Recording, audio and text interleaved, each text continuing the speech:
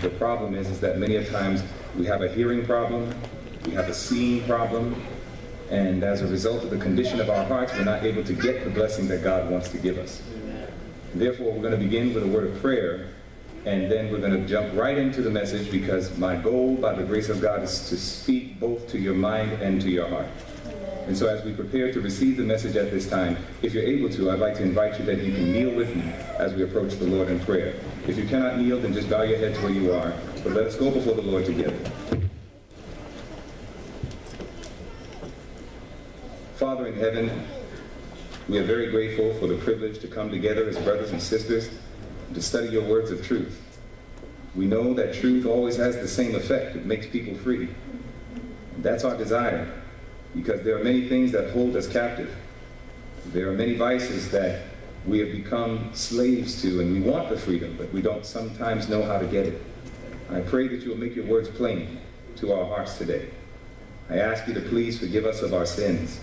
And Father, I pray, please forgive me of my sins, and that you will please cleanse us from all unrighteousness, that you'll grant us the presence of your Holy Spirit, and that he may come, and that he may teach us, and that he may open our eyes and help us to behold wondrous things out of your word. And I thank you that you've heard this prayer. And so now let thy will be done.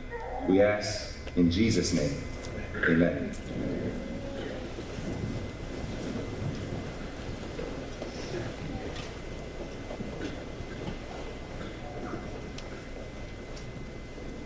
If there is one topic that cannot be exhausted in such a time as this in Earth's history, is the topic of the judgment.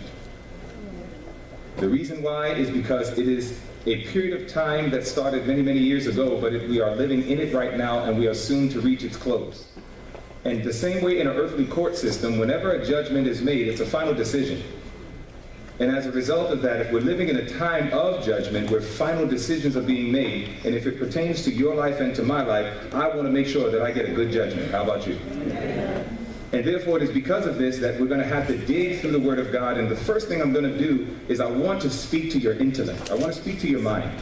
I want you to see how we can go through the Scriptures and actually understand what the Bible says. We're living in a time right now in Earth's history where this movement called the Seventh-day Adventist Church is under tremendous attack. It's under attack from within as well as from without. And it is because of this that this is no time to lean on another man's wisdom. You and I got to make sure that we know Jesus and his truth for ourselves. Amen. And it is because of this that we need to be aware and alert in God's church.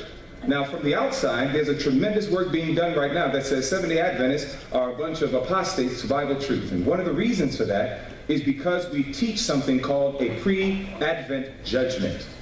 It is because of the fact that we believe that the plan of salvation was not holistically complete at the cross, but it continues in the sanctuary above. And it is because of this teaching that many of the world says, no, no, no, you got it all wrong. You Seventh-day Adventists are strange, crazy people that believe things that are extra biblical. But we're going to find out if this is true or not. And that's why I said the first thing I want to do is talk to your intellect. I want you to see what the Bible says, and what we're going to do is we're going to reason together. Because sometimes people say when you think of a judgment, we're thinking about God when he comes back, Jesus the second time, and when he comes he's going to do this major judgment work, and he's going to punish those and deliver those and all these things. But we're going to take just a little bit more careful look at the Scripture.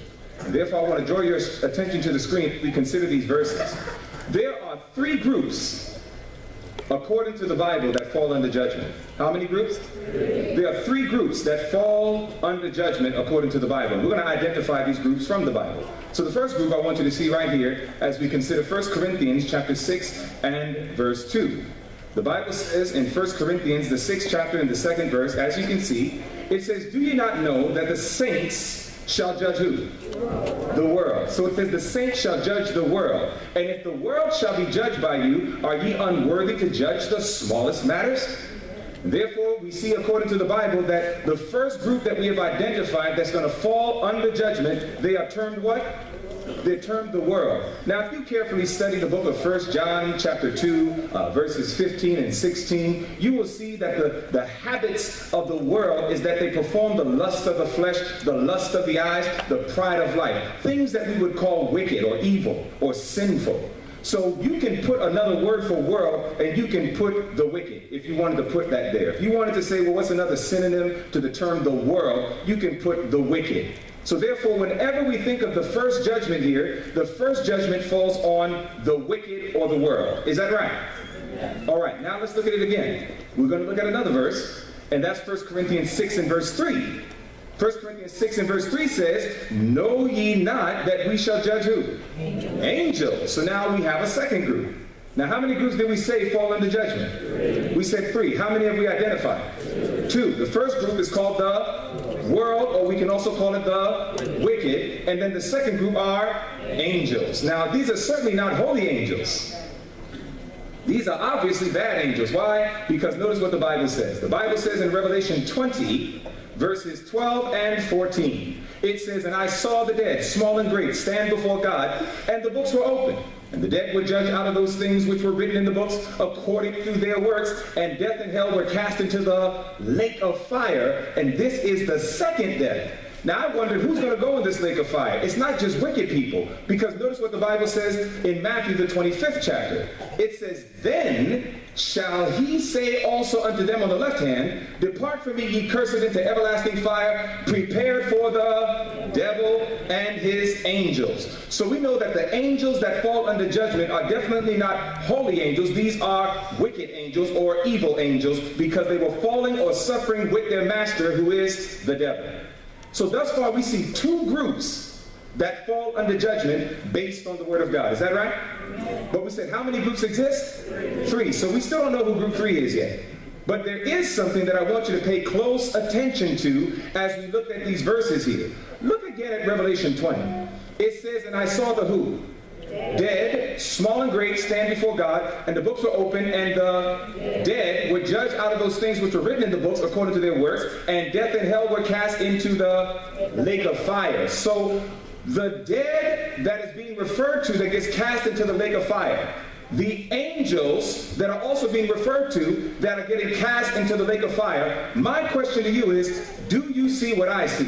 What do these 2 groups have in common as it relates to their judgments? And this is very important, because listen, again, I already told you, I'm talking to your intellect. Don't worry, tell your heart stand by, because I'm going to talk to your heart for a long period of time in just a few minutes. But right now I need to talk to your brains. I want you to think with me, because that's an exercise sometimes many of God's people don't do enough. We need to think. We need to think for ourselves. So therefore I want you to think with me. What is it that these 2 groups that both fall under judgment have in common? What is it? Okay, so they have, I heard fire. Did I hear fire?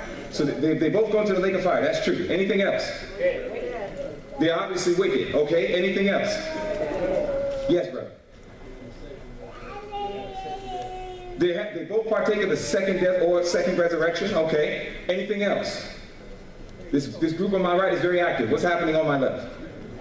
What else do you think they have in common? Because there's something very important that they have in common. They're dead. They're dead. They're both judged by the saints. That's a very good point as well. Anything else? They're evil. Nothing on my left. They both stand before God. Okay, very true. Now watch this. This is fairly simple. Do you know something else they both have in common? And this is very important. In other words, if I was sitting with somebody who is not a Seventh-day Adventist, and they said, listen, I've been doing some research. I searched you guys out on the internet. You guys teach some strange things, and one of the things you teach is this whole pre-Advent judgment stuff. God is going to definitely do judgment, but he does that when Jesus comes. This idea of a pre-Advent judgment is ridiculous. We're going to show them from the Word of God that it's not ridiculous, it's holistically biblical. Now watch this. The one thing we see is that these 2 groups also have in common, outside of the lake of fire, being judged by the saints and all these other things. You know what else their judgments have in common? They both happen post-second coming. Right or wrong? Both of these judgments happen post second coming. It's either at the second coming and thereafter. Is that right? Right? Now watch this. This becomes very important, because I like reasoning. You know, God likes to reason. And if I have the mind of God, that means you like to reason too. Is that right? So watch this. Both of them, their judgments are post. So think about this. When I think about this question here, look at this. What role do the saints even have in judgment? When you think about that question, what role is it that they have? Look at this. In 1 Corinthians 4 and verse 5, the Bible says, therefore judge nothing when? Before the time. Well, let's find out when the time is. It says, judge nothing before the time, and look at the time, until the Lord comes. So see, nothing is to be judged until Christ comes.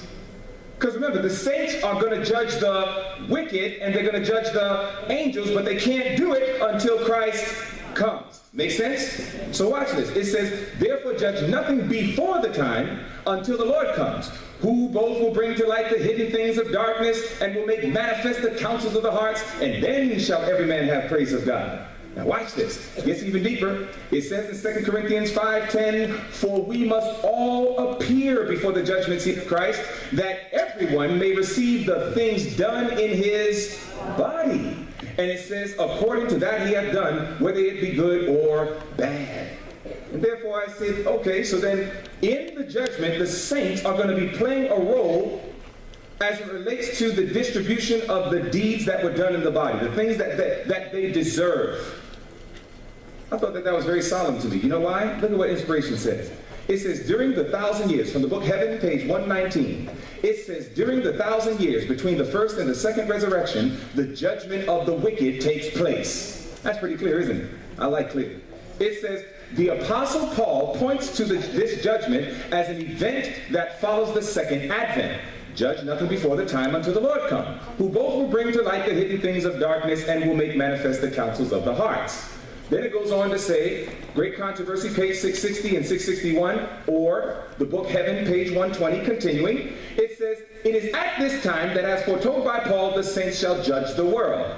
In union with Christ, they judge the wicked, comparing their acts with the statute book, the Bible, and deciding every case according to the deeds done in the body. Then the portion which the wicked must suffer is meted out according to their works, and it is recorded against their names in the book of death. Satan also and evil angels are judged by Christ and his people.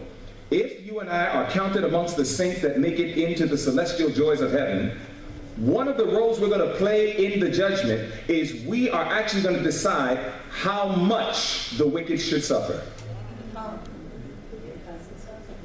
And you know one of the things that amazes my mind about that? It might be our own mothers. It might be our own fathers. It might be our own children. Can you imagine, parents, that you would have to be there with Jesus, and Jesus says, look at everything your son did. Look at everything your daughter did and why they're not here. And then Jesus says, how much should they suffer? Look at what it says.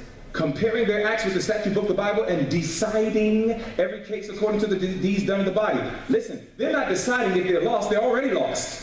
So the saints don't play any part in that. It says deciding every case according to the deeds done in the body, and then the portion which the wicked must suffer is meted out according to their works. They actually play a role in saying, this is how long my father deserves to be in the lake of fire. This is how long my mother. This is how long my brother. This is how long my sister. Brothers and sisters, it's going to be a solemn work when the saints have to do this work in judgment. And you know what that makes me say? That makes me say, right now, Father, please help me to reach my mother. Father, please help me to reach my father. Father, help me to reach my children. I do not want to ever be in heaven and have to make a decision like this on my own family. And so, brothers and sisters, I'm just speaking to your intellect right now. The Bible shows us that there are 3 groups that fall under judgment. How many of we have identified? 2. So that means there's how many left? 1. Now go to the book of Ecclesiastes, chapter 3. The Bible says in Ecclesiastes, the 3rd chapter, now we need to find out who is group number 3. The Bible says in Ecclesiastes, the 3rd chapter, and when you get there, you just let me know by saying amen. The Bible says in Ecclesiastes chapter 3, we're now going to find out who is this 3rd group. Because it's not the wicked. Because think about it. Our scripture reading came from Revelation 14, 6 and 7. John the Revelator said, and I saw another angel fly in the midst of heaven, having the everlasting gospel, to preach unto them that dwell upon the earth, to every nation, kindred, tongue, and people, saying with a loud voice, fear God and give glory to him, for the hour of his judgment is come. That means it's here right now. Now, brothers and sisters, that angel cry is made before the second coming of Christ. So watch this. Could that judgment hour message apply to the wicked? Yes. Oh, study with me, saints. Come on. No. Could the judgment hour message that takes place before the second coming of Christ, can it apply to the judgment of the wicked? No, it cannot, because we just saw from the Bible that the wicked get judged after the second coming. Can it apply to the evil angels? No, it cannot, because we just saw that they get judged after the second coming. So this judgment hour message does not apply to neither wicked people or angels that have fallen. So the question is, who is this third group? Ecclesiastes chapter 3. The Bible says in Ecclesiastes, the 3rd chapter and the 17th verse, the Bible says, "And I said in mine heart, God shall judge the righteous and the wicked, for there is a time there for every purpose and for every work." Who is that third group? The righteous. You mean to tell me that God judges righteous people? What in the world would God do that for? Right now, brothers and sisters, God is doing a work of judgment, and it's not pertaining to the wicked. It's not pertaining to fallen angels. It's pertaining to those who have professed to know Jesus and to love him and to serve him. This judgment is pertaining to God's people. And brothers and sisters, I'm going to tell you right now, you know what Jesus wants in this judgment hour? He doesn't want you to fail. He wants you to pass. He doesn't want you to fail. He wants you to pass. He wants you to make it. You see, ever since sin came into this world, it caused something horrible to take place. Go to the book of Isaiah 59. Notice what the Bible says. In Isaiah, the 59th chapter, something horrible took place when sin came into this world. And God needs to deal with this. The Bible says in Isaiah, the 59th chapter, and I want you to see what it says right there in verse 2. In Isaiah 59 and verse 2. Let's notice what the Bible says, and when you're there, please let me know by saying amen. The Bible says in Isaiah 59 and verse 2, it says, "But your iniquities have separated between you and your God, and your sins have hid his face from you, that he will not hear." Once we fell into sin, brothers and sisters, it literally caused a separation between God and man. Do you know that the Bible refers to God as a husband and refers to God's people as a bride? Do you know what kind of punishment it is when a man is married and he can't even look at his own wife? Brothers and sisters, you don't understand. I mean, listen to me. I travel all the time. And there are many times that I used to travel by myself. And when I used to travel by myself, sometimes it was so punishing. Because all I could do to connect with my wife was to talk to her over a phone. Maybe send a text message. Maybe send an email. Especially when I was in another country, and hopefully I'll get good internet. Can't get connected to my wife. And brothers and sisters, after a period of time, something starts rising up in my heart. I start missing my wife. I mean, I really start missing her. Start seeing pictures of her face in my mind and everything. And I'm just like, man, I can't wait to see my bride from my side.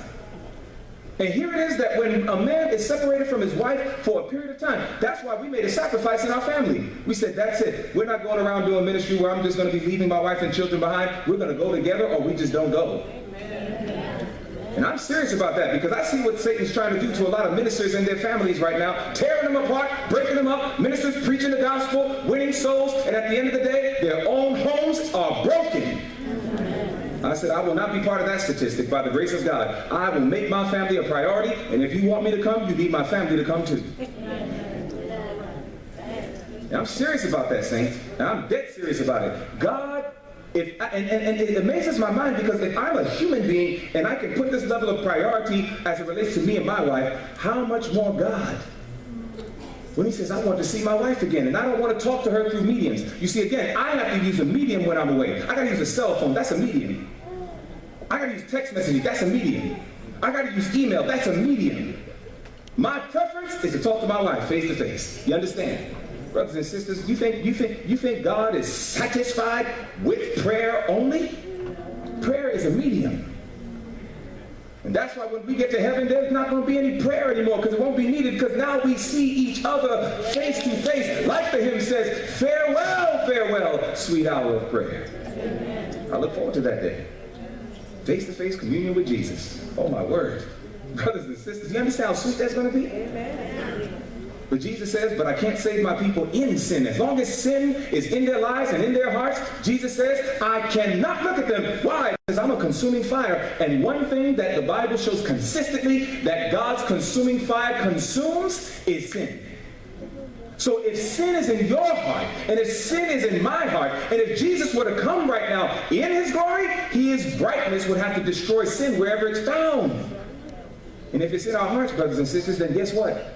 We have to get destroyed. And that's why it is in love that Christ has not come back yet. Because Jesus is trying to say, listen, I'm trying to get you ready.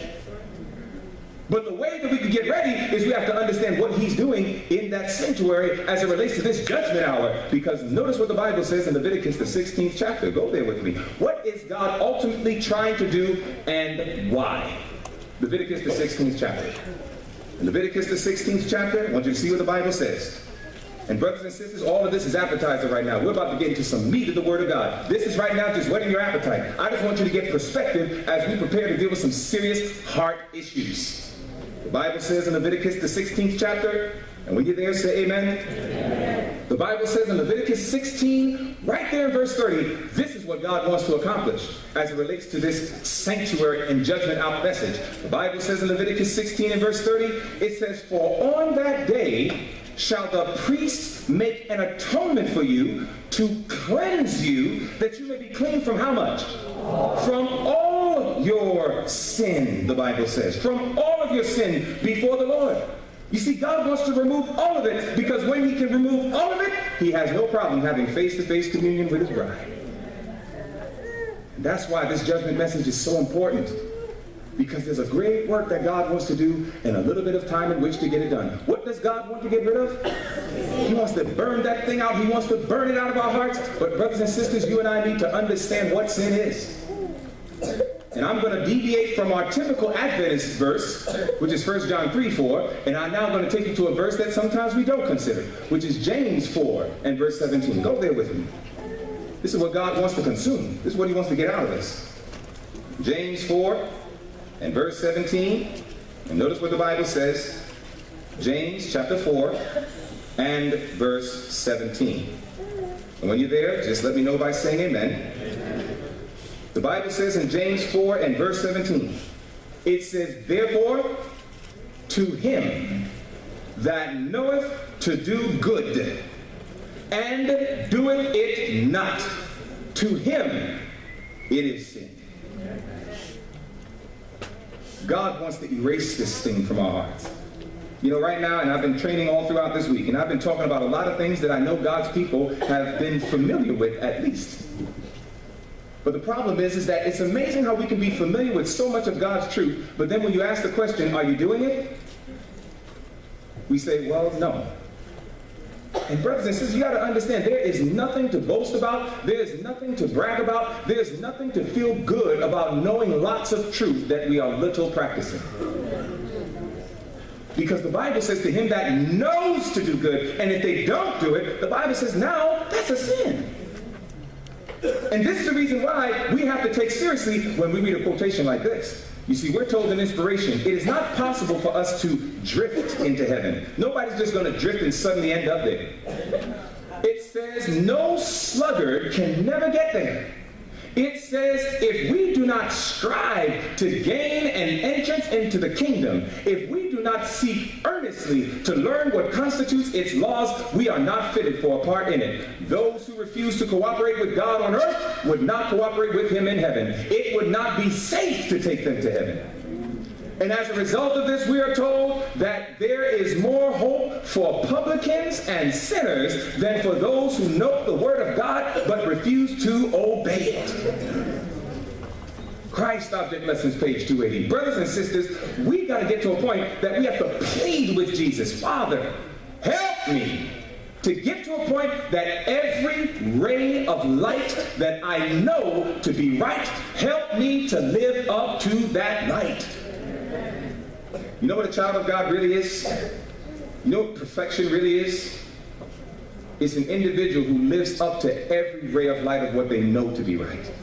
This is the reason why God's going to look at a lot of people in other churches from various than Seventh-day Adventists, and God's going to say, there's my people there too. And the reason why God can say they're my people, because even though they might believe some doctrinal error, everything they know to be right, many of them are living more up to it than the group who has been privileged to have so much light, and we live hardly any of it. So it is, brothers and sisters, that we have a very serious dilemma on our hands. We need some victory. We need to understand, Father, how can we get to a point that we can be in harmony with Thee? That our lives is a life no longer about our will and our wants and our desires and my thing and my ideas and what I want, but it's about what you want. That my life could be surrendered to you. That there's more love to Thee, oh God, that we can demonstrate to Jesus right before this judgment hour closes up. And this is why we're told something very important in the book of Matthew, the 7th chapter. Go to Matthew, the 7th chapter. It is in Matthew, the 7th chapter, that Jesus himself wanted to give a very important point to you and I. He wants us to make it. He wants us to pass. God wants to be reunited with his bride. It is the greatest goal on God's heart. But we have to understand nobody's going to drift into heaven. You're not going to get there just because he likes you. You're not going to get there just because he loves you. You and I must demonstrate a love back to him that reciprocates that love to the point that we actually keep his commandments. And so you'll find that the Bible says in Matthew, the 7th chapter, and if you're there, say amen. Amen. The Bible says in Matthew, the 7th chapter, looking at verses 13 and 14, notice what Jesus says. Now, I like how he starts it. Look at what he says. He says, enter ye in at what? You know what that, now, the end result, you know what the end result of the straight gate is? Eternal life. You're going to see that in a second. But you know what I like about this verse? It's what Jesus wants. That's why he says, enter ye in at the straight gate. Did you notice that?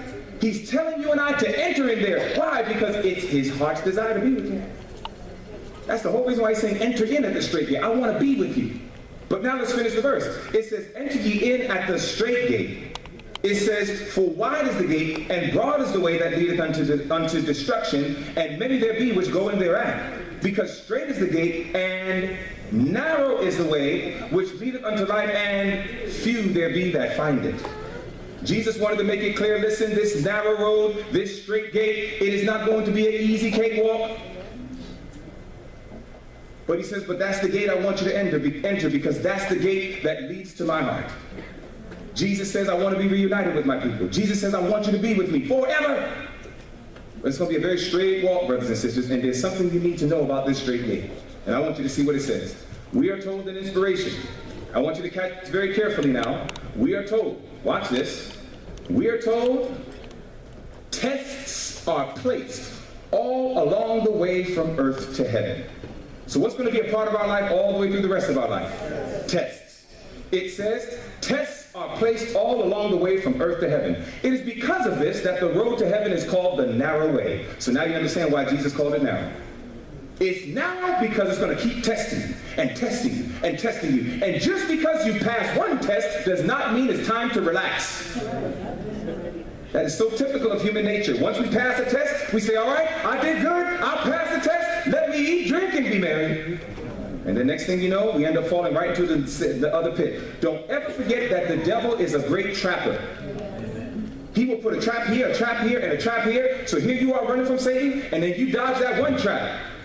And then here it is, we run in another direction, and we don't understand that he has another trap waiting right there. At no point in this human journey are we to drop our guard.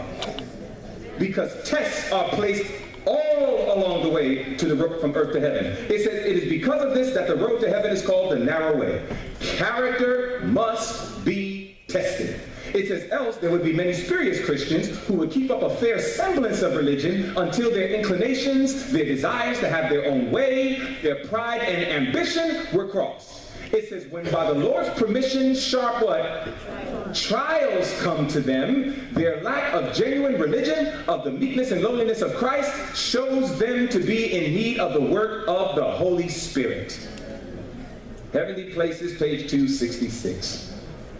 And so, because of the fact that Christ wants to draw us back to his heart, that's a fact. Jesus is on our side and he wants us to win. That's a fact. Jesus has already made every source available to you and I so that we can win. That's a fact. But it is also a fact that tests are going to be placed all along the way on this journey. And as a result of that, you cannot drop your guard, not even for a moment. Brothers and sisters, we need to understand that this thing is serious, because you know what the Bible also shows? Go down to Matthew 7 still, but now go to verse 21. And notice what the Bible says. It's an unfortunate reality, but this is the reason why we have to take heed to the words of God. The Bible says in Matthew 7 and verse 21, and I want you to see what the text says, and when you're there, just let me know by saying amen. The Bible says in Matthew 7, right there in verse 21, not everyone that saith unto me, Lord, Lord, shall enter into the kingdom of heaven, but he that doeth the will of my Father which is in heaven. Many will say to me in that day, Lord, Lord, have we not prophesied in thy name, and in thy name have cast out devils, and in thy name done many wonderful works? And then will I profess unto them, I never what? Knew you. Depart from me, ye that work iniquity. Now, Jesus is going to definitely make this statement, but we know now who he's going to make it to. Is he going to make this statement to those who are on the narrow way and in the straight gate? No, he's making this statement to those who are on the broad way. Is that right? So therefore, it's those who made up the many that Christ eventually is going to have to say to them, I never knew you, depart from me, ye that work iniquity. Now, if I came to you and you like cookies, if I came to you because you love cookies and I said, listen, I know you like cookies, I'm gonna do something for you. In my right hand, I have many cookies. In my left hand, I have a few cookies. Now, if you were given the freedom to make a choice to take the cookies out of either hand, and you really love cookies, which hand are you going to take the cookies out of? You're going to take it out of which one? You're going to take it out of the right hand. Now, what did I say that was significant about the right hand? I said there are many cookies. But in my left hand, I said there are few cookies. So the reason you took the right hand is because you knew the right hand had the majority of cookies. Is that right? So in other words, whenever you have to compare many with few, many is always the majority. Amen? Amen? So notice that Jesus said, when it came to the broad gate that leads to destruction, the Bible says those in the church, it says many there be that go in thereat. But then when Jesus said, but straight is the gate, narrow is the way that leads unto life, he said, few there be that find it. So that tells me, according to the word of God and according to the lips of Jesus, that the majority of those in the church, Christ is going to say, depart from me. I don't know you. I never knew you. Brothers and sisters, I don't know about you, but if that doesn't wake a man up, if that doesn't take me out of my spiritual lethargy and make me say, Lord, I guess there's more than just coming to church. I guess there's more than coming to church on Sabbath and especially sleeping through a service. Brothers and sisters, we have to understand that Christ is serious about this thing. He wants you to win. He wants you to make it. He's encouraging you, enter the straight gate. He's encouraging you, listen, I'm doing the work of judgment, but my goal is that I want to reunite myself with my people face to face. But I got to get rid of that thing first. That thing called sin. This is what Jesus wants. But there's a blessed little word called cooperation. And Christ needs to see that demonstrated in your heart and in my heart to make this thing real. So therefore we get a clear picture of it, and we're told tests are going to be all along the way, to the point that when we think about that wonderful little road to heaven, we're told God leads his people on step by step. Step by step. It says, going further, he brings them up to different points calculated to manifest what is in the heart. In other words, God will lead us through certain circumstances in our lives, and he leads us in the path of these circumstances so that when we run into the circumstance, it's going to reveal what's in our hearts. Now look at what it says. It says, some endure at one point, but fall off at the next. Yep. See that? That's why I told you, you can't drop your guard. Look at what it says. At every advanced point, the heart is tested and tried a little closer. This week we learned some principles about health reform. Some of us learned some principles of why we need to get off of the flesh. And when we learn that, some of us will say, praise the Lord, I got off of the flesh. Oh, I was tempted. I wanted to eat it. But now God has given me the victory, and now I'm going to eat more to the glory of God. And that's a wonderful decision, is it not?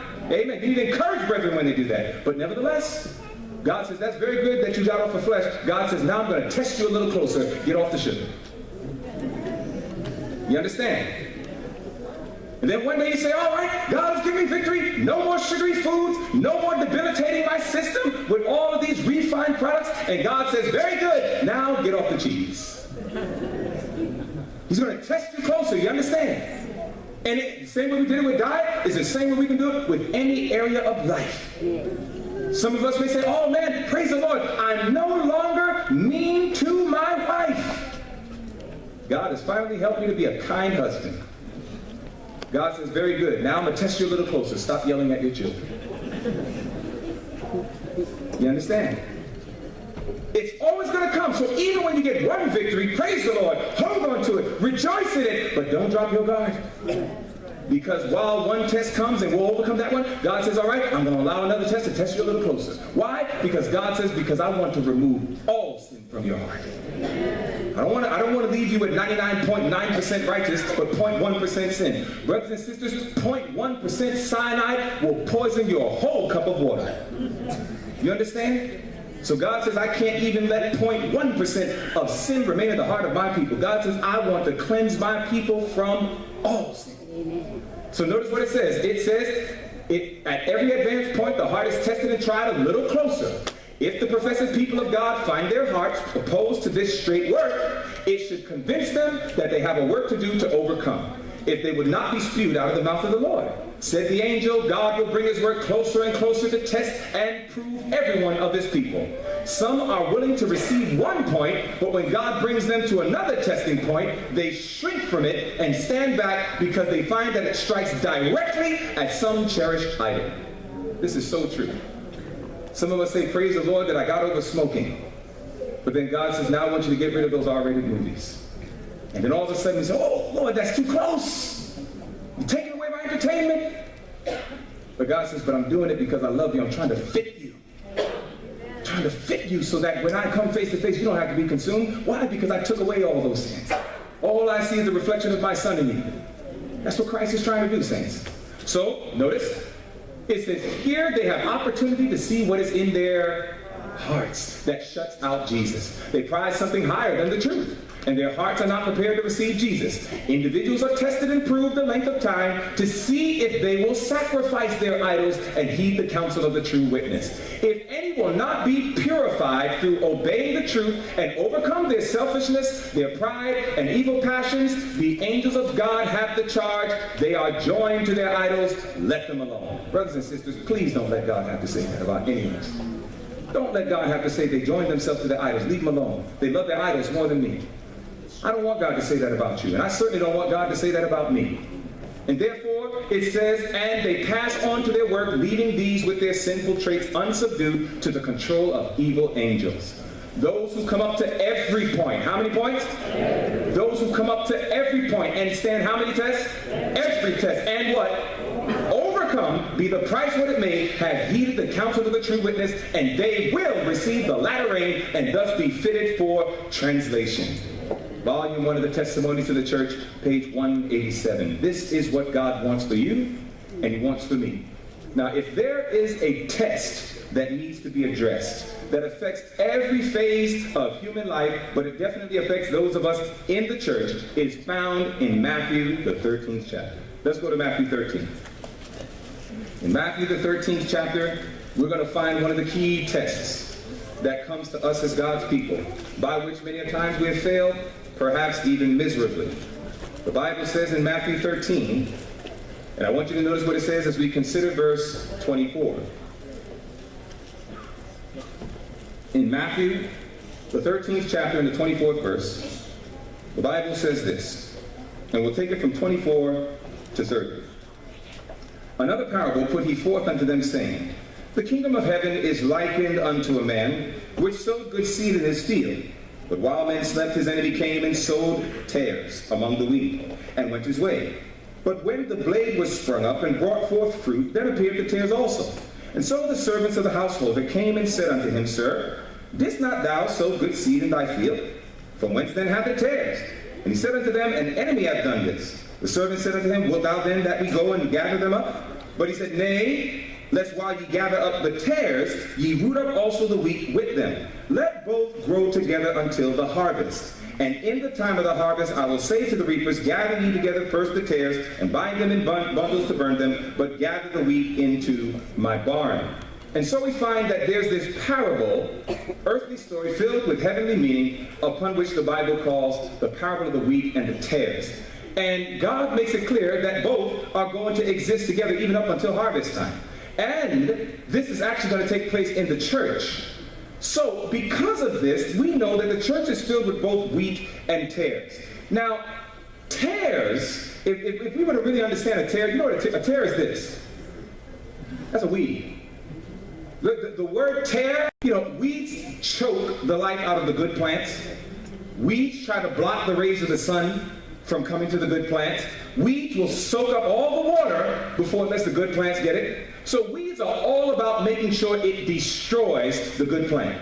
That's what the weeds do, okay? Now, while God made it clear, do not uproot them. He made that clear. One of the reasons we don't uproot them is because we might uproot wheat as well.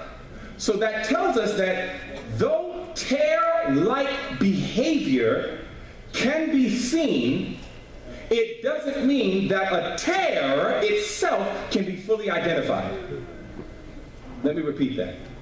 Though tare-like behavior can be seen, it does not mean that the tare itself can be fully identified. In other words, one day Peter goes to Jesus and says, "Be it far from thee that you go to the cross," and he tried to block him. Jesus said, "Get thee behind me," what? Satan. Now, if we would have made a judgment and said, "You see that? Peter is a total tare. We need to uproot him." If we would have did that, then the whole story in the book of Acts of the leader of the church under the power of the early rain, which was Peter, would not exist. So in other words, Peter was doing a tare-like behavior. He was trying to hinder Christ.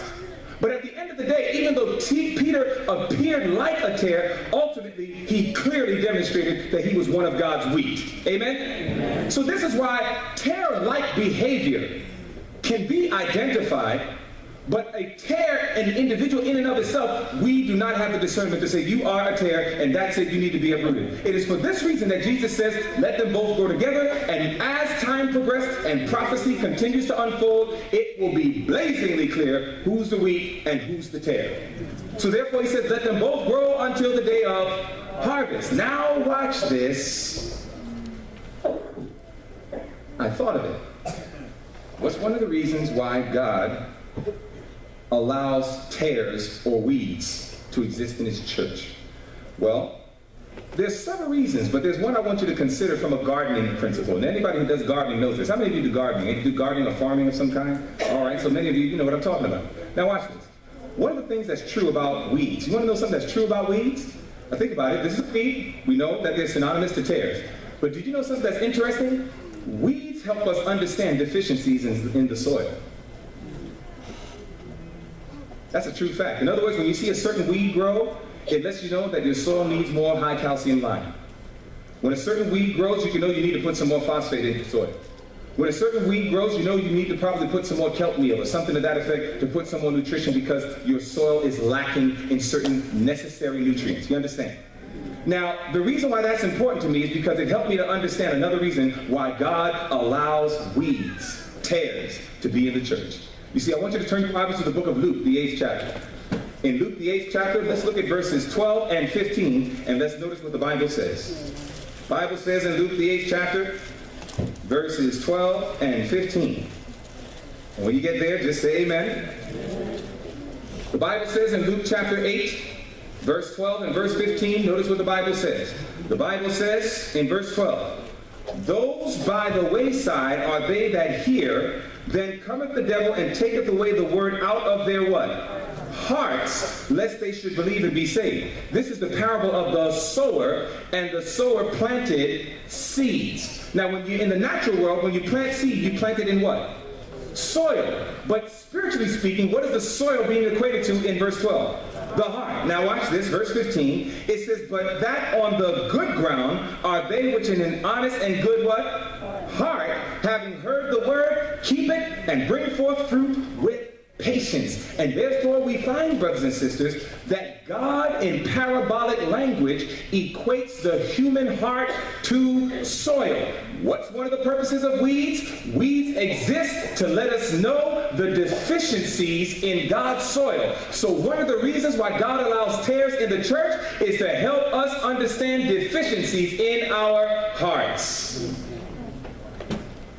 You see, if you and I just simply go to a wheat meeting, in other words, everybody believes the same present truths.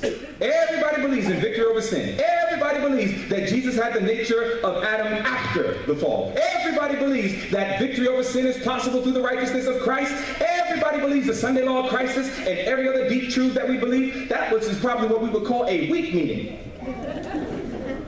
So, oh, praise the Lord for the wheat meeting. Wheat amongst wheat. Everybody's wheaty. And here it is that we're all together. We're just enjoying our wheatness one amongst another. Hey, wheat, no, the wheat. And everybody's excited about the wheat. But then all of a sudden, somebody comes in the midst and says, you weedy people are talking foolishness. We're going to keep sinning all the way up until Jesus comes. Somebody comes along and says, there is no sanctuary in heaven, and I'll make sure that I teach it to all of our students, even at some of our most popular schools. Somebody comes along and they say, you know what? This old Advent message is ridiculous. Let's bring in some new theologies. Let's bring in all sorts of contemplative prayer and spiritual formation. Let's bring it all in God's church. Let's cause a new organization to rise up in God's church. And when those people come, brothers and sisters, while what they're teaching is absolutely erroneous, the question is, what goes on in your heart towards those people? The question is, how do you treat them? The question is, how do you deal with them? You know, I've been in churches, brothers and sisters, where there's some groups called the Shepherd's Rod. And sometimes they come in Seventh-day Adventist churches to teach their heresy, and I believe their teachings are absolutely heretical. But sometimes we forget that those people are human beings. Those are people that Jesus died for too. And it's amazing to me how we will look at a shepherd's rod and we will go ahead and say to them, get out of here right now. We'll be ready to manhandle them sometimes to escort them out of the church because of their heresies. But yet we'll go ahead and let other leaders come into church and sometimes occupy our pulpits and tell the members that they can't have victory over sin, which is flat out apostasy and crucifying Christ afresh. And therefore, brothers and sisters, we find ourselves that whenever we run into individuals who behave like weeds, sometimes some very wicked things come up in our hearts. Let's get out of doctrine for a minute. What about somebody who may be doctrinally sound, but maybe you don't like them? Maybe their messages are a little bit too straight. Maybe you just don't like them because you don't like the way they look. What do we do with them? What do we do with them, saints? You want to know what we do with them? Go to the book of Matthew 24. Let me show you what many of us do with them. You see, Jesus saw all these things prophetically, and he knew what was going to happen even to his faithful servants. And notice how the Bible spells it out in Matthew the 24th chapter. It is possible to come to church every Sabbath and shake somebody's hand and say, Happy Sabbath, where in our minds we're saying, I hate you and I wish you would go away. You think God will let a heart like that into heaven? God would never trust a heart like that in heaven. This is why Jesus is trying to help us understand God wants to do something very special, but it has to take place in the heart. You see, the Bible says in Matthew 24, right there, look at what it says. It says in verse 48, it says, but and if that, what kind of servant? But and if that, what kind of servant? Evil. We're in Matthew 24 now, verse 48. It says, but and if that evil servant shall say in his heart, my Lord delayeth his coming, he shall begin to do what? It says, smite his fellow servants and to eat and drink with the drunken. Now, is it a wicked thing to smite your fellow servants? Is that a wicked thing? Of course it is. Now, brothers and sisters, you know, when we think of smite, we think of striking. We think of hitting. Is that right? Go to the book of Jeremiah 18. Let me show you what smiting your fellow servant is. And this is one of the key ways that we do this with our fellow servants when it comes to bumping into people who behave like tares. The Bible says in Jeremiah, the 18th chapter. Notice what it says in Jeremiah 18, and we're going to now consider verse 18. In Jeremiah 18 and verse 18. And if you get there, just say amen. Amen. The Bible says in Jeremiah 18 and verse 18, it says, then said they, come and let us devise devices against Jeremiah. Now, was Jeremiah a prophet of God? Yes. Did Jeremiah carry the message of God? Yes. But these people wanted to devise devices against Jeremiah. So this is something wicked being plotted here, you understand? Now notice what they're doing. Look at what it says. It says, come and let us devise devices against Jeremiah. For the law shall not perish from the priests, nor counsel from the wise, nor the word from the prophet. Come and let us do what? Smite him. Yes, they're going to smite him, but what did they smite him with? It says, come, let us smite him with the tongue. Come, let us smite smite him with the tongue, and let us not give heed to any of his words. Brothers and sisters, yes, it is true, we can come to church, and we can see people and say things, and we can fake it and go ahead and say happy Sabbath, even though we harbor hatred in our heart, but oh, what we do with our tongues. Oh, what we do with our tongues. You know where some of the worst sins take place? It is in the bedroom of husbands and wives. You know what I mean by that? That is one of the key places where husbands and wives seem to let off whatever's on their mind one to another. And they will use their tongues, and they will sometimes cut each other up, cut up God's ministers, cut up God's servants. They will use the tongue to slice and to dice and to destroy and to smite their fellow servants. I want you to think about it. How often do we find ourselves going back home? And when we get back home, sometimes in the bedroom, living room, whatever your favorite place is, and sometimes we go there, and all of a sudden, you know, I didn't like that person. You know what, I don't like that. You know, I think this person did. You know, I wish. You know, if I could. And all these words start coming out of our mouths.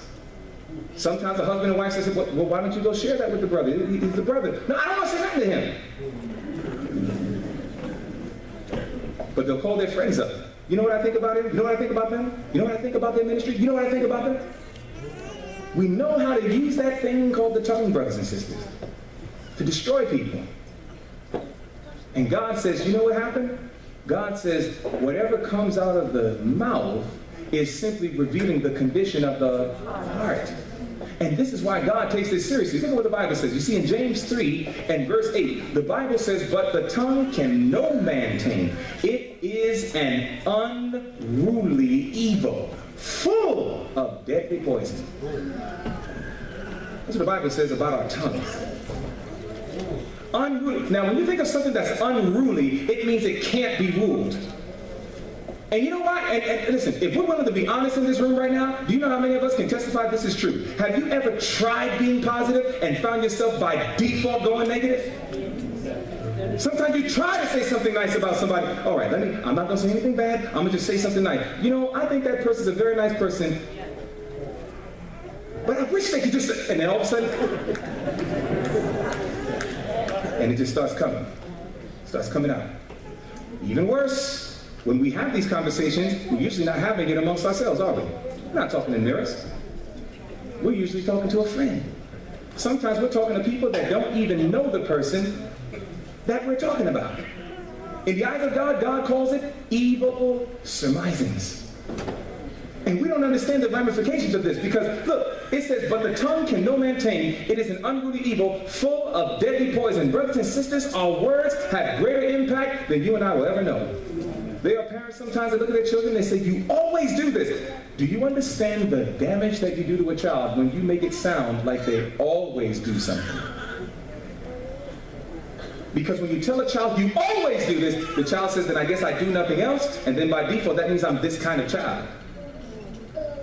And that stuff, those type of poisonous words can affect an individual's mind that one day it can produce literally a harlot on the street. They grew up saying, look, nobody ever loved me. All I ever heard was I was a waste of time and there's nothing I could offer. All I ever heard was that the only thing I got is a little bit of body that I can make somebody happy. So I couldn't get love in all the right ways, so I'm going to go ahead and look for love in all the wrong ways. This stuff is real. This is what people go through all the time. Young brothers trying to get something right, trying to do something right. Yes, they fail sometimes, but they're trying to do right. And as a result of trying to do right, our tongues filled with poison. We begin to say, you know what? And we begin to let them know how wicked and unrighteous and how messed up and how much they consistently fail. And as a result of that, no wonder we have a whole bunch of brothers walking around all thugged out. They're like, look, you know what? I was already told I was a loser. I might as well live what I've been hearing. So now I'm going to go ahead. I'm going to act thugged out. I'm going to act like some gangster. I'm going to act like a rap video. And I'm going to go ahead and try to be some super tough guy. And then all you do is you get gunned down. The tongue did that. It was filled with deadly poison. And what's even deeper is that many a times these poisonous words are coming out of the mouths of those who profess to know God. Listen to this. We're told in the Bible, look, it says, but I say unto you, that every idle or unprofitable word that men shall speak, they shall give account thereof in what? That means that our words are brought into judgment. We just studied about the judgment. Judgment's not going on for the wicked. It's not going on for even the angels. It's going on for the professed righteous. And that means that God takes account not just of every action, but every word. It says, but I say unto you that every idle word that men shall speak, they shall give account thereof in the day of judgment. For by thy words thou shalt be justified, and by thy words thou shalt be condemned. Matthew 12, 35 through 37. Brothers and sisters, we need help. Because it's possible to come to church with clean suits and nice dresses and look like angels and wonderful, dignified people, but we are filled with demons in our heart. And how do we know? God says the measuring tool is what comes out of your mouth and what comes out of my mouth. Now, brothers and sisters, can I take it a layer deeper? Right now, we're dealing with words that we use about things that we perceive about people. What about people who actually did us wrong? What about the uncle who molested you when you were a child? What about the father who molested his daughter? What about all the people who did wrong to us, who did wrong and there's no excuse for it? What about all those people that hurt us? The question is, how do you talk about them? And watch this. Before you may try to justify and say they did me wrong, and that's why I talk about them the way that I do. Before we lean on that, I think we need to go to Romans chapter 5. Go to the book of Romans, the 5th chapter. Romans, the 5th chapter, notice what the Bible says here now. Romans chapter 5, I want you to see what the Bible says because I believe it's solemn. Romans, the 5th chapter, when you get there, say amen. Amen. The Bible says in Romans chapter 5, starting at verse 6. The Bible says in Romans chapter 5 and verse 6, talking about God, it says, for when we were yet without strength, in due time Christ died for who? The ungodly. You know what that uncle was that touched you when he should have never touched you? He was ungodly. You know what that father was who touched you when he should have never touched you? He was ungodly. You know what that mother was who always called you a loser and made you feel like dirt and garbage? You know what that mother was? Ungodly. You know what any of these people are in our lives that have absolutely put scars on us that we struggle and fight with even today? Every single one of them. You know what they are? Ungodly. And the Bible says that God, in due time, Christ died for who? The ungodly. It says in verse 7, for scarcely for a righteous man will one die. Yet peradventure for a good man some would even dare to die. It says, but God commendeth his love toward us in that while we were yet righteous, it says, while we were yet sinners, Christ died for us. Much more then, being now justified by his blood, we shall be saved from wrath through him. For if when we were enemies, we were reconciled to God by the death of his son, much more being reconciled, we shall be saved by his life. Brothers and sisters, Christ knows what it's like to be abused. Christ knows what it's like to be molested. Christ knows what it's like to be put down and jeered and mocked and put down in every way that a human being can be put down. Christ has never gone through anything that you and I have not gone through. In fact, Christ has gone through worse. There is nothing that we have faced, and I'm not here to minimize our pain, brothers and sisters. That is not my mission. I'm not here to minimize our pain. Those pains need to be dealt with, but not harbored. Because when we harbor that pain in our heart, that thing works like a cancer. Literally, it will literally kill you. If all you do is just walk around, my uncle did it, my father did it, so-and-so did it, I wish the worst on them. Brothers and sisters, be careful. That attitude can kill you. When I look at Calvary, I see a man who saw a whole bunch of ungodly, unruly, wicked people, of which I am one of the chiefs of them. And Christ says, I still, if they will accept me, I will die that they may live. That is a love, brothers and sisters, that we're going to spend eternity seeking to understand. So God wants us to understand that, listen, we don't even have a right to take down individuals with our tongues, even the ones who actually did evil to us. The Bible says, pray for those who persecute you. The Bible says, love your enemies. Why? Because God says, because this is what it means to be like Christ. We have fooled ourselves. Those of us who are in present truth circles, we think if we get a country property with some long flowing skirts, and the only things that have this evening, I'm going to teach on dress reform, and I guarantee you I'm going to hit some things on this that's going to shake up this whole church. I can guarantee you that, because I'm going to hit dress reform tonight. I'm not pulling no punches, because this is one of the most neglected messages in Seventh-day Adventism. So I'm hitting it tonight, but I'm just saying this. While I believe in dress reform, while I believe in country living, while I believe in health reform and having the right diet and all those things, we dare not think that thing makes us righteous, that commends us to God. While some of us can eat right, drink right, and do all these other things, but at the end of the day still have wicked hearts. You know, I believe, I was going over this, I think, in family worship one night. I actually believe this. While the whole Beatitudes in Matthew chapter 5, is counsel for us and understanding how we ought to live and all those things, I believe Jesus did this on purpose, that he gave this last example before he gave his ultimate counsel. Go to Matthew 5. I want to show you something. I've learned that God does nothing by accident.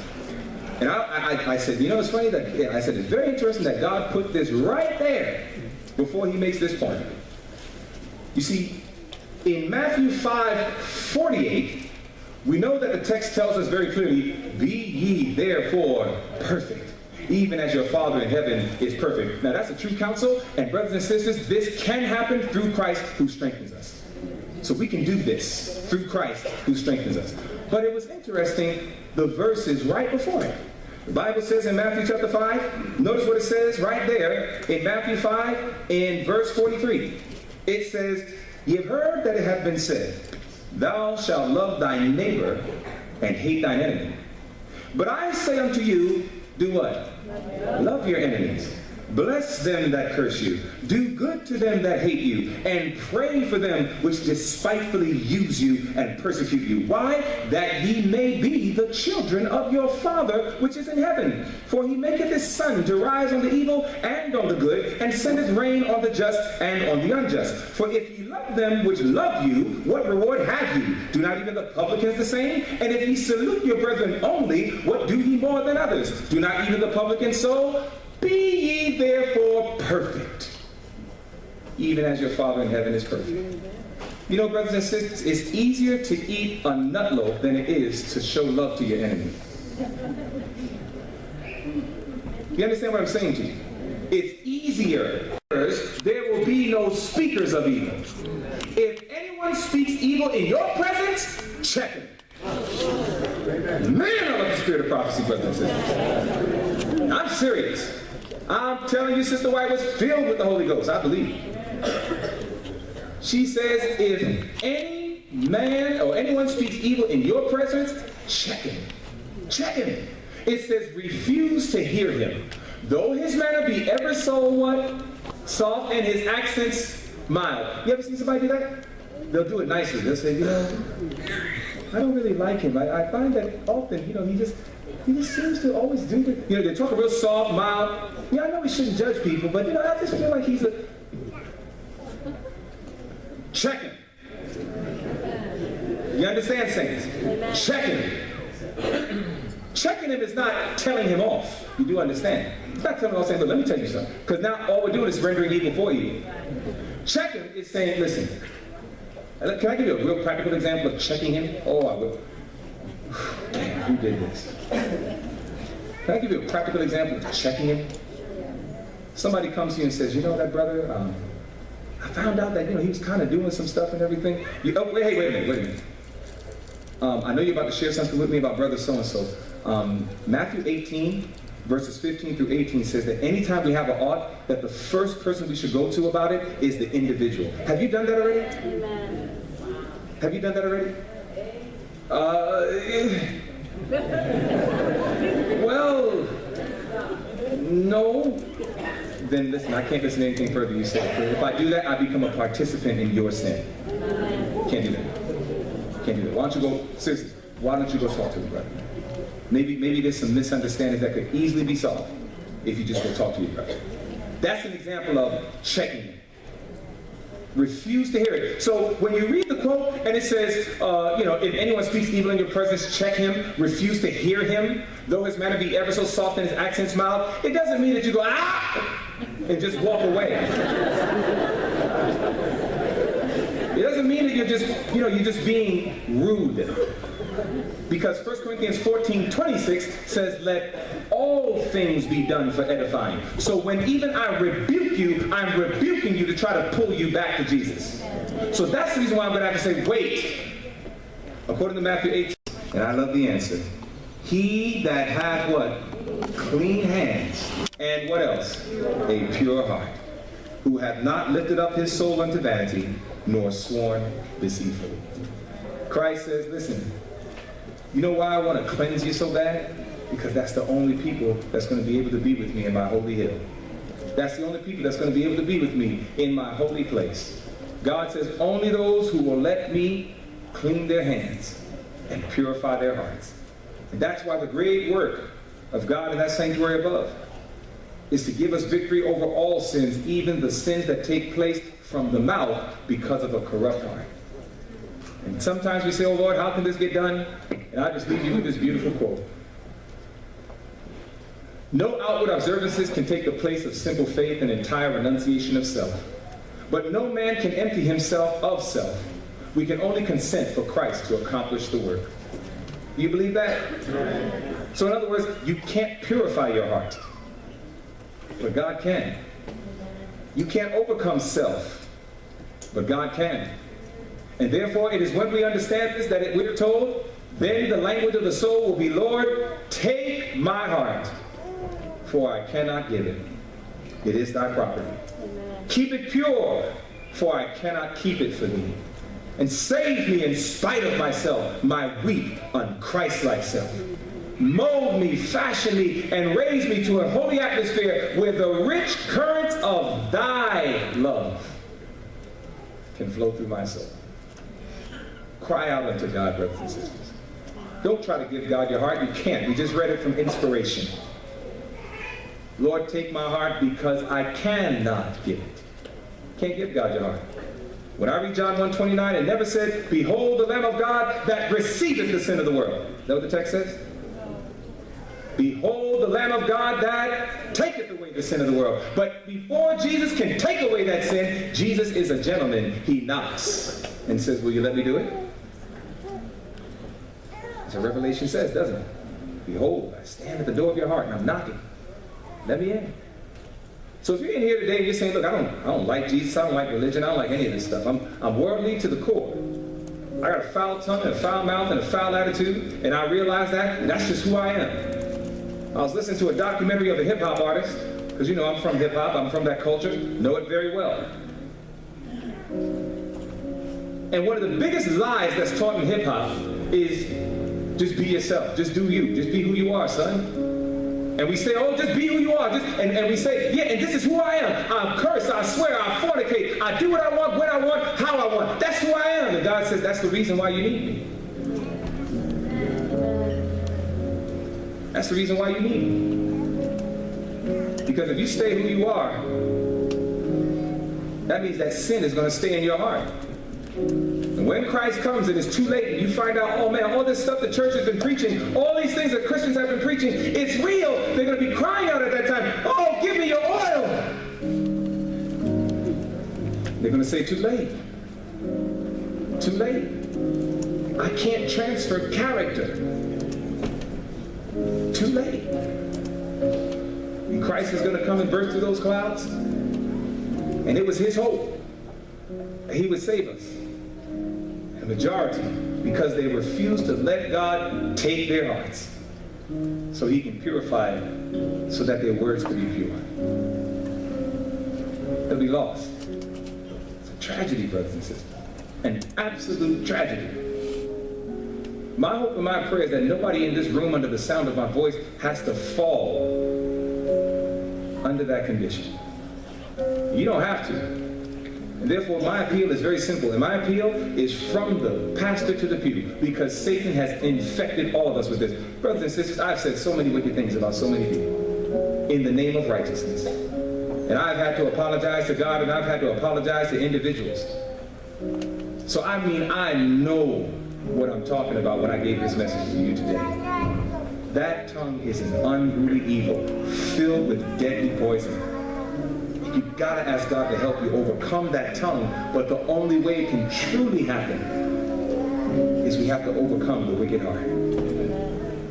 And therefore, if you know I have an unruly tongue, I have demonstrated it over and over again. That unruly tongue is simply a manifestation of my unruly evil heart. And I want God to take my heart. When he takes it, I want him to keep it. I want him to give me a new heart. Not a modified heart, I want a brand new one. That I may be like him. If that's your desire, then I want you to stand to your feet. You're being real with yourself, you're being honest with yourself, you know where you're at in your walk with God. Therefore you're acknowledging, yes, that's me. I need a new heart. I am unclean. I am unclean. Brothers and sisters, I'm serious. If you love each other, if you really love each other as brothers and sisters, husbands and wives, parents and children, check each other. I'm serious. Check each other. We already seen that check is not being disrespectful. Is that right? It's not being disrespectful. Sometimes we got to check each other. Say, honey, you know, I see we're going in the path we don't need to be going. It's going to be hard, because some of us have made an absolute habit of smiting even our fellow servants. Some of us, it's just our life. We watch ministers and ministries that spend a lot of time beating up everybody in the church. And then we start by beholding, we become changed. And what do we start doing? We start beating up everybody in the church. Says, well, where's the love for these fellows? Are you willing to labor for them to the point that you'd be willing to lose out on eternal life that they may be saved? Do you love them that much? Do you love the apostates that much? Moses did. Moses said, Lord, please forgive them, and if not, blot me out of that book of life. You got that kind of love for the apostates? You won't get to heaven until you do. I won't get to heaven until I do. Brothers and sisters, we have very unclean hearts. Our words are simply a manifestation of that reality. Therefore, what we need to do is go before God and plead with him. Lord, create in a clean heart. Take this heart away. Purify me. And then you'll see. You'll have to put some effort. It's part of cooperating with the Lord. But the Spirit of God is the one giving you that effort. He's putting it. He's enabling you. And you'll find that through humanity and divinity combined, you can have victory even over the words that come from our wicked hearts. Why? Because God has created in us a clean heart. And so as we have made this decision, why don't we go ahead and seal it by going to our knees if possible. And let's close with a word of prayer.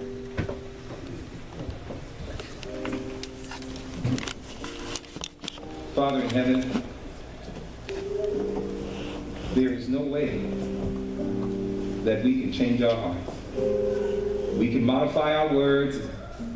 We can, for a period of time, even speak things that are only good. But Lord, you know even our motives. You know the very things that we think, the words that we think in our minds, even though there are words that we speak that are different. Father, we want a true cleanup. The judgment is soon to pass. And Father, while there's many things that we need to address and deal with, Lord, we can't do it to the point that we end up being passed by because we did not do our first work. Lord, please take our hearts, because we cannot give it. It is your property. And may you keep it pure, Lord, because we can't keep it for thee. And may you save us even in spite of ourselves, our weak, Christ-like selves. And may you mold us and fashion us and lift us to a pure and holy atmosphere where only the rich currents of thy love can flow through our soul. It is then we will be able to speak pure words, even from our heart. And with man this is impossible, but with God all things are possible. And so thank you for each and every one of my brothers and sisters who took their stand and were willing to be honest about their true condition. And Lord, I was already standing. Otherwise, I would have gotten out of my seat. And so thank you for giving even me a fresh revelation of Jesus and his desire to save. And may we be saved. Is our prayer we ask in Jesus' name. Amen.